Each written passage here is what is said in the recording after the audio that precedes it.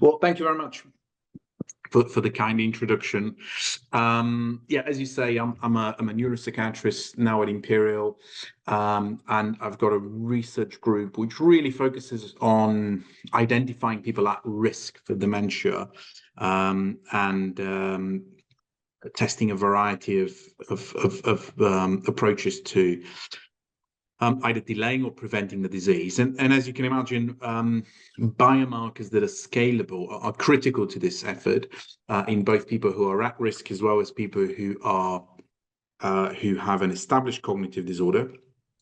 And for those of you in the field, you'll be aware that there's been a couple of very large developments in the biomarker space. But if we hone in on the ones which are deliverable at scale, the first ones that come to mind are blood biomarkers and then digital biomarkers. So really the talk is going to be about what it would take to implement these in the clinical practice, and I'll plug in the studies that I think anyway are going to help us at least partially address that. So the biomarker literature in blood is now very mature. But it can still go back to papers from 5 years ago that really convey the main message, which is there are two leading candidates of blood biomarkers. These are single assays, and I appreciate that there's also a lot of work in terms of multi-omic assays, right? So 4,000, 5,000 proteins that are then crunched in terms of numbers. They are also very informative. But I think from a clinician point of view, we always will favor single biomarkers that allow us to, deduce something about what's happening mechanistically in the brain. So the first biomarker that springs to mind is p-tau, so phosphorylated tau. And here you've got a study from 5 years ago that's looking at at 181. This was the first one that was well validated, and really over the past 5 years, 181 has been surpassed by the 217 biomarker, which performs better, but really it taps into the same neurobiological pattern of disease, which is essentially that p-tau 217 correlates very well with both amyloid. So this is the bottom left panel where you can see that the people who are amyloid positive, MCI, or amyloid positive Alzheimer's disease have significantly higher levels of p-tau 181, and the bottom line on the right shows you that separating people on the basis of plasma p-tau 181, you achieve an area under the curve of distinguishing people who are amyloid positive versus amyloid negative with a high degree of accuracy. And the other thing that's become apparent is that p-tau doesn't only tell you about amyloid burden, but also something about how that amyloid burden interacts with the tau pathology, right? Because it is a fairly tight correlate of how far people have come in terms of the propagation of phosphorylated tau. So on the top panels, you can see that the higher you are in terms of Bragg staging. So for those of you that don't know, Bragg is this way of characterizing phosphorylated tau according to how far along the expected route of phosphorylated tau in the brain there is pathology, and the further you are in Bragg stages, the more advanced Alzheimer's disease pathology. So the long and short of it is the phosphorylated tau correlates very well with the tau spread as well. And the other biomarker in blood that is very well validated is neurofilament light.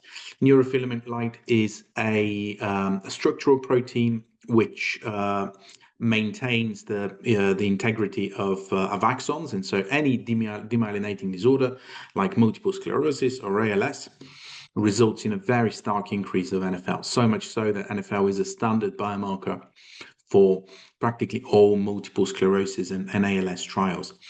But a commensurate increase is also evident in Alzheimer's disease, also not to the same extent as multiple sclerosis. So there's about 2 to 3 fold increase over controls. which has to be put into perspective that in MS you see 15, 20 times higher levels. But the critical thing about NFL is that it is a very good correlate of neurodegeneration, so it correlates with atrophy on MRI. So between phosphorylated tau and NFL, we have two measures in blood. One tells us really whether there's an Alzheimer's disease pathology where amyloid is already interacting with tau, and NFL, which tells you whether there's an ongoing neurodegeneration. And the third thing that is worth mentioning is obviously digital biomarkers. And probably most of you are still using pen and paper tests, which is absolutely fine. But we have to recognize that these tests do have limitations, particularly around the ceiling effect. So if somebody isn't profoundly impaired, then in general, it's difficult to distinguish performance well, or in people who have high pre-morbid educational status, then they tend to mask their cognitive impairment on formal cognitive testing. So digital technology aims to bridge that gap by providing us more data. So, for example, not only about the accuracy, but also what strategies people are using, how long does it take for them to complete the task, how good are they at learning the task that is required, and so on. So it really gives you a lot more granularity compared to a single score or even a multi-domain score from a pen and paper test. And this is an example here. This is a very classical task from Cambridge Cognition, one of the companies that we work with, where you get these boxes on the screen. They open up one at a time and show you a pattern that's behind each one, and the patient has to remember what each white box is holding, so that when the corresponding image is shown in the middle of the screen, they have to tap the corresponding white box. And so that gives you an idea that in addition to accuracy, this is a test that allows you to look at reaction speed, but also it allows you to escalate the difficulty so that people that find it easy get more and more boxes to remember, while people who find it very difficult are left with a much more manageable number. And in that way, the task adapts to the needs of the participant. Another strategy is actually to harness the power of smartphones that are essentially ubiquitous now, regardless of the age group. Granted, some elderly. Some of our elderly patients don't have access to smartphones, and that is particularly acute when they have a cognitive disorder. But there is a significant proportion of those that are aging where you will find broad smartphone use. And what smartphones allow you to do is to take these digital paradigms one step further and to test people on a if you like, on a series of dates, right? Not really focusing on single occasions or even a couple of occasions where the patients need to come into clinic, but rather you can spread out assessments over 14 days where they're asked to do micro interactions of 5 to 10 minutes. And what that gives you the power to do is to look at not only how do people manage cross-sectionally, so at a single time point, but also start to exploring things like accelerated forgetting. So, for example, how long does it take for anyone to forget something that they've learned even 2 or 3, 4, 5 days ago?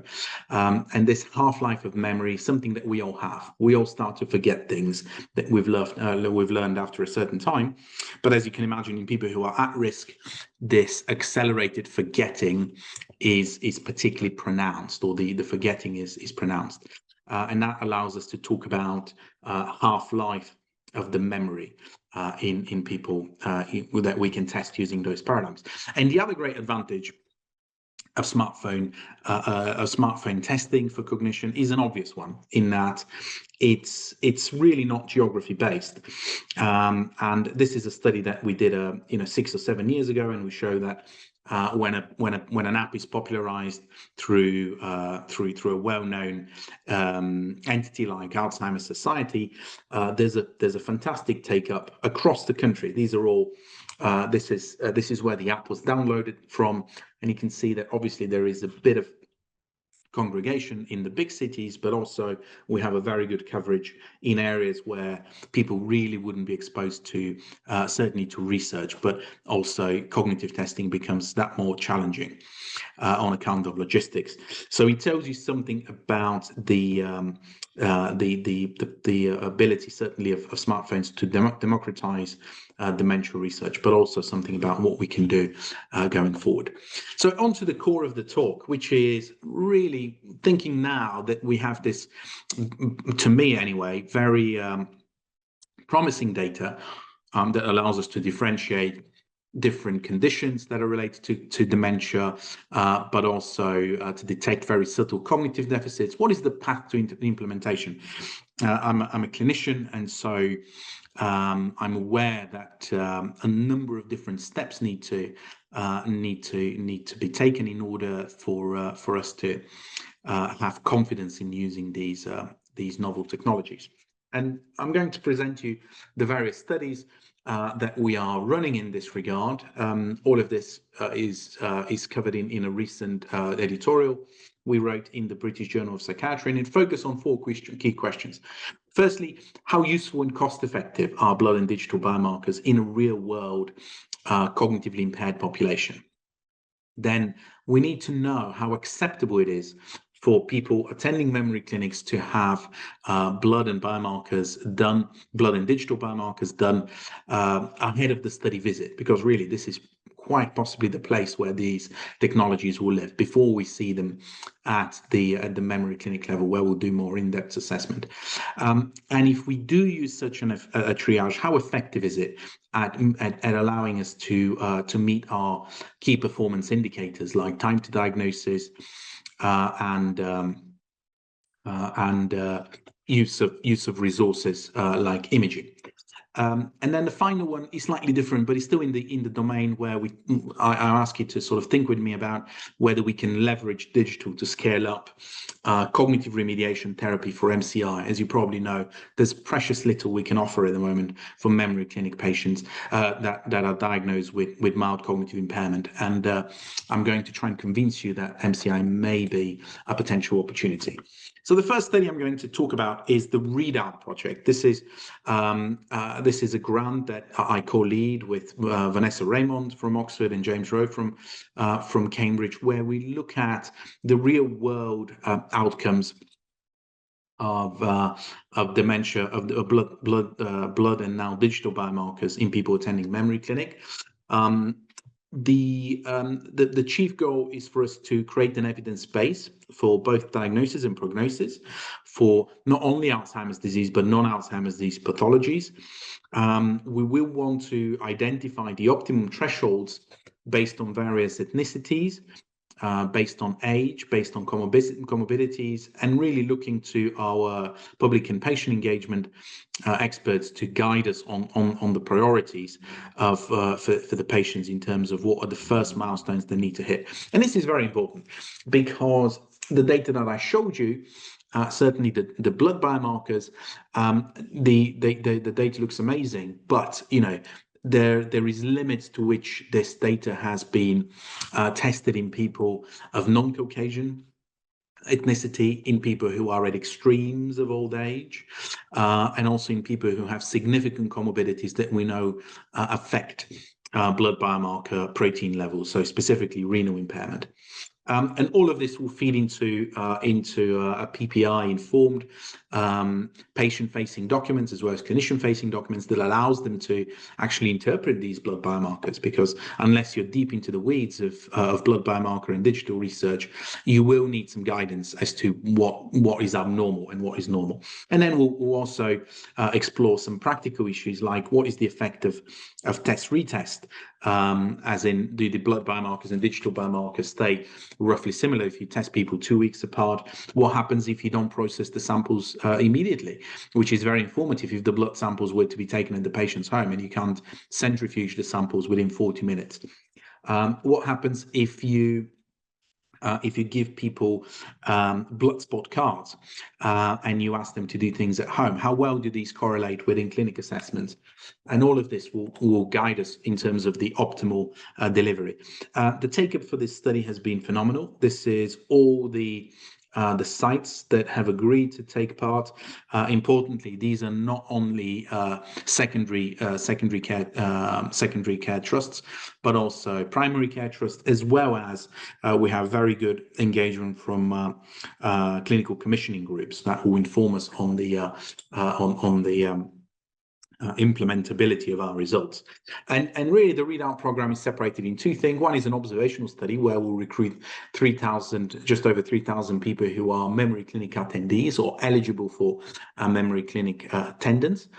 We will use a clinical validation. So we'll do a gold standard assessment of these patients, and then we'll see which individual biomarkers or combination of biomarkers are most reflective of a particular diagnosis, be it Alzheimer's disease or non-Alzheimer's disease dementias, and also which are the most informative ones to look at to inform us about the likely trajectory of the individual patient. And then, as I said, we'll also do retest reliability, the effect of spinning the samples 6 hours, 24 hours, 2 days later, and so on, and also how well blood spot cards perform.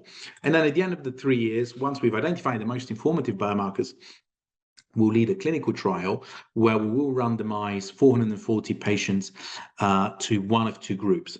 One in which we disclose the results 2 weeks after the blood biomarkers and the digital biomarkers have been taken, and then 2 weeks, and then another group that does not get that disclosure. And then we'll look at quality of life so that we can assess the health economic case for these technologies.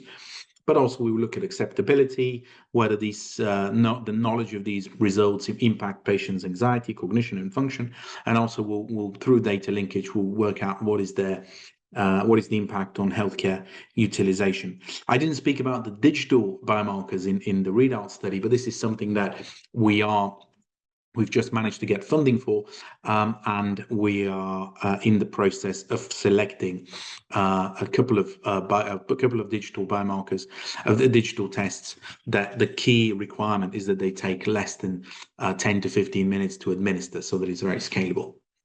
And then all of this will fit into a health economic model, which will look at what is the impact on the patient's quality of life, what resources people are likely to use, what are the costs of services, and then in conversations with integrated care boards, we will work out if these blood and digital biomarkers are health economically viable. The other question that follows is that we need to have a very good idea of how acceptable it is for patients to have these digital and blood biomarkers implemented at the triage stages, because that's really where these things are likely to sit, in between primary and secondary care. Essentially, once people are referred to memory clinic, there will be an opportunity then, while they're on a waiting list, to do these additional tests and really inform us as the clinician in secondary care when they come to us on what the diagnosis is, and also what their likely trajectory is.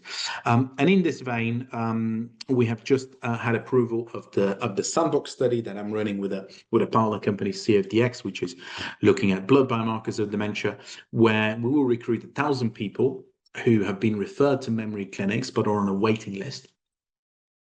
And we'll ask them to do three things.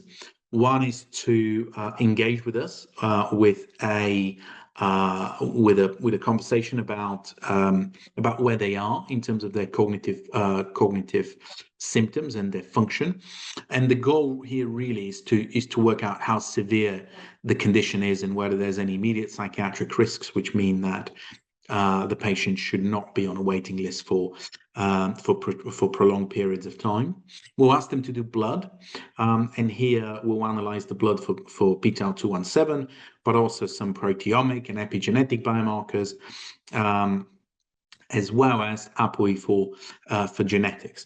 And then we'll also do the Cambridge cognition task that I showed you earlier, as well as a free speech, where we'll look at machine learning to inform us whether there's biomarkers in speech or indicators in speech for particular etiologies, or an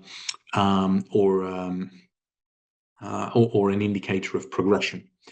And the only thing that will be different in the patient's journey, apart from having to do these additional tests, is that when they come to an appointment, we will ask the clinicians to feed back the ApoE4 carriership results.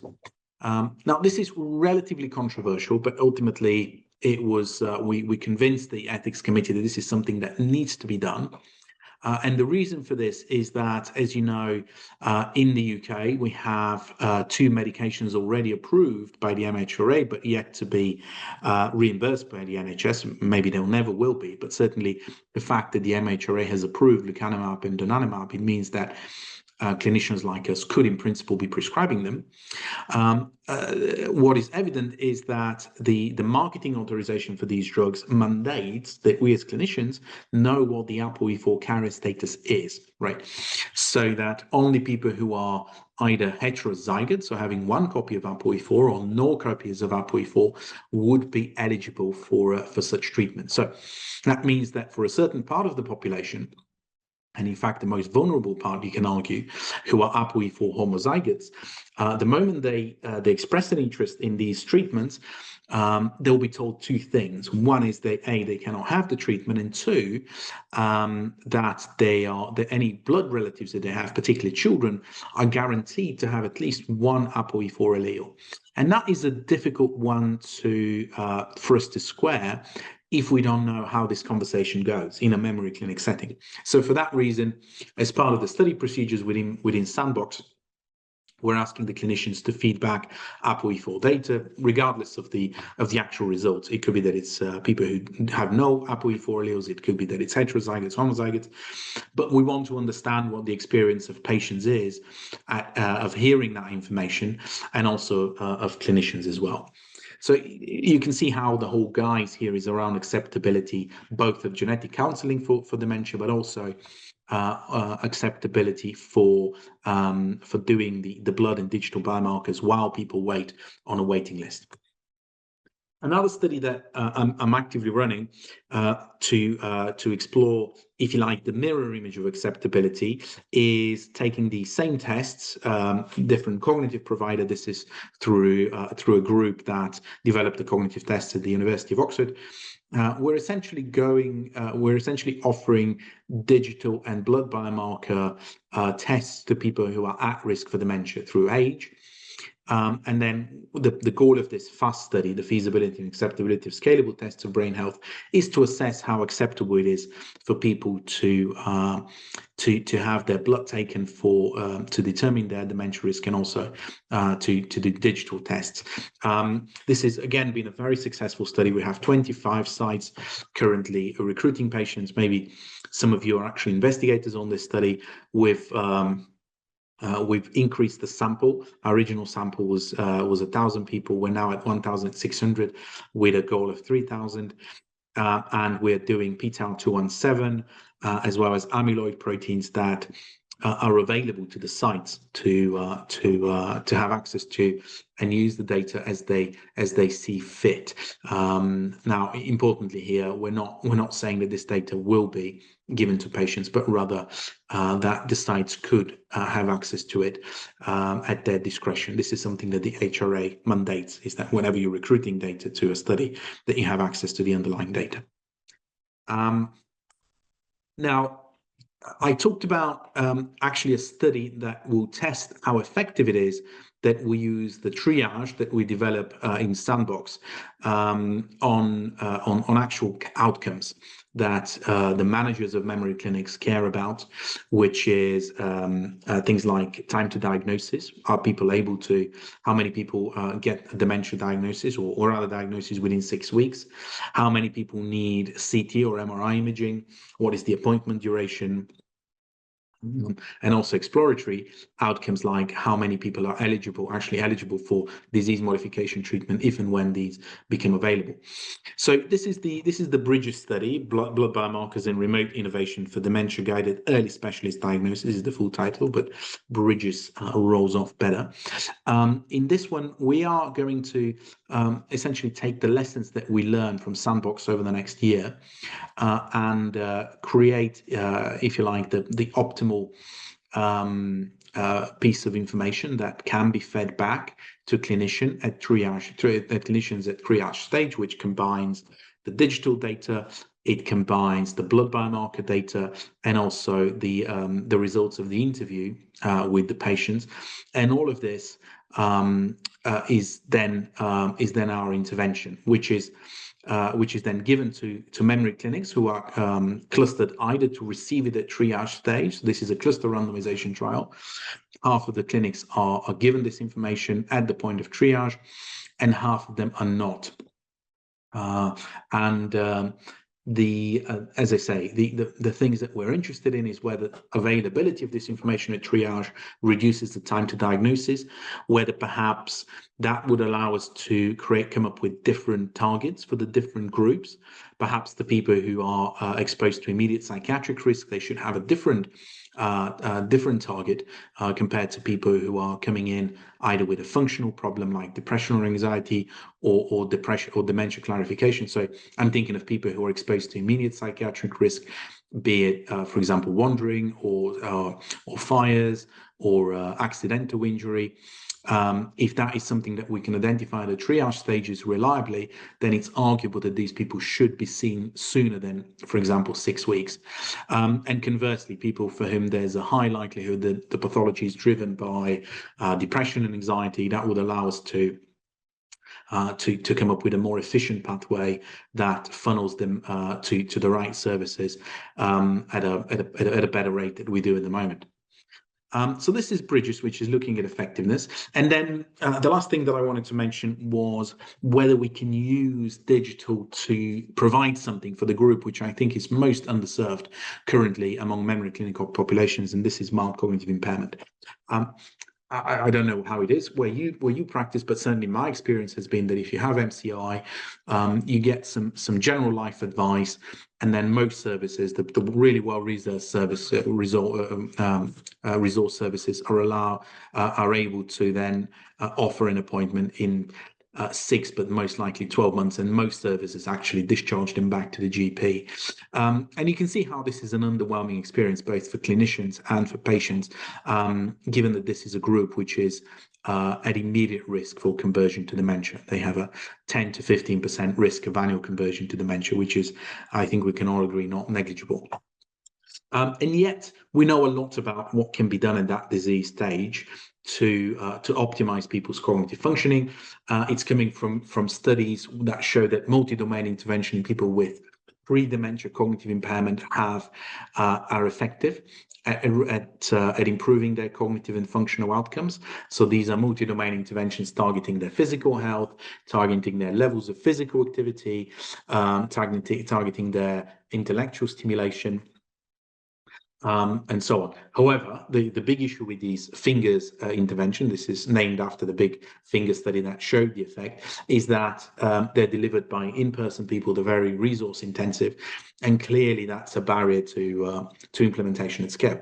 So for this reason, I've engaged with another company called 5 Lives Med, which is a digital therapeutics company, and together we developed a device which allows people to, on the one hand, for people who are at risk, to characterize their risk of dementia, and also to come up with a personal with a tailored program to reduce that risk. So this is people who are at risk.